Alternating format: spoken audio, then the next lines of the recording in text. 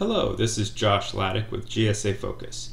Today I'll be going over how to get a GSA contract, and we'll be following the particular process that we've created at GSA Focus. This will answer the question, what is it like working with GSA Focus? So let's get started. The first stage is preparing the offer.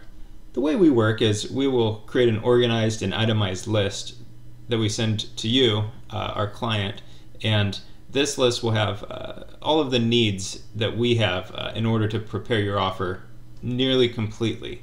So we're going to have requests such as your price list that you use commercially, your financials for the past 2 years, some performance history or project history and some proof of that, invoices, contracts, stuff like that, as well as a few other actionables that we'll need from you. And then once we have this, that's kind of what we call the starting line. We're able to take those and within the next 2 to 4 weeks prepare your offer fully and prepare it so that it's ready for submission. The GSA nowadays rejects oftentimes, so if your offer is not in perfect tip-top shape, it's very likely going to be rejected. I've heard the rejection rate is somewhere between 75 and 90%, and these are different GSA sources, different acquisition centers. But first stage in preparing your offer is getting those documents from you, and then in turn preparing the offer fully in the templates and according to all of the specifications that the GSA wants your offer to be in. The next step after your offer is completed is to submit your offer. This happens through the GSA e-offer system. It's all handled digitally now. There are no more hard copies accepted. And this little diagram kind of shows you what can happen. It'll either be accepted and move on into the next stage, clarifications, or it'll be rejected and then it's going to bounce back and forth. After an offer is rejected, it can be submitted the same day, and the GSA will give you their rationale for rejection. In the clarification stage, this is a very normal part of the process.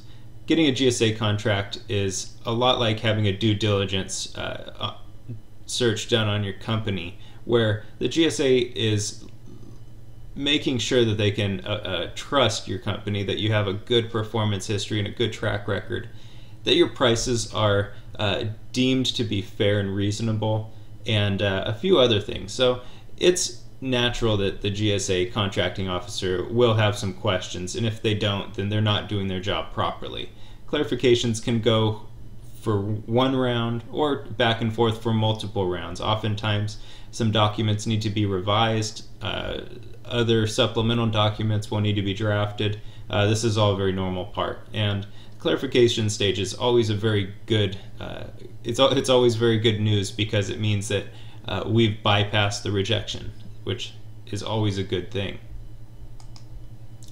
After all the clarifications have gone through, it's time to schedule a negotiation call with the GSA. The way that we work at GSA Focus is before that negotiation conference call happens, we have a short call to educate all of our clients on the ins and outs of what to expect during negotiations. The ultimate goal, of course, is to negotiate well, so you end up with a contract that's very usable and you're not put in a situation where your prices are negotiated down to the point where your profit margin is so thin that having a GSA contract and using it defeats the purpose because you're not making any money. So we prepare you accordingly. We sit on the phone call as well, so if things start to go a little bit sideways and there's something that I don't like happening, I'll step in and kind of break it up, and we'll address it later, but just make sure that you're safeguarded in all the ways possible.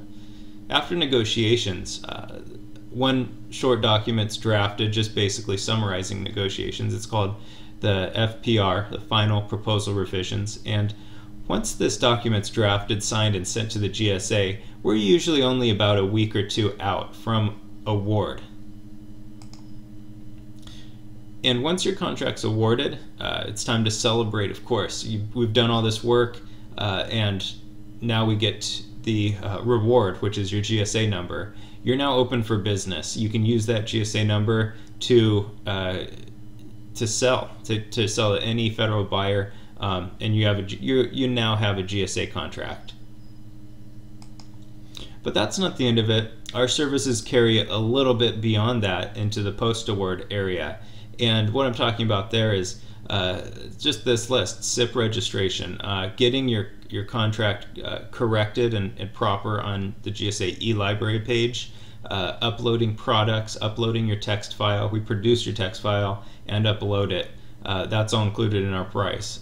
And at the end of it, once everything is finally approved, you'll gain access to GSA eBuy, which is the exclusive bidding area for GSA contract holders.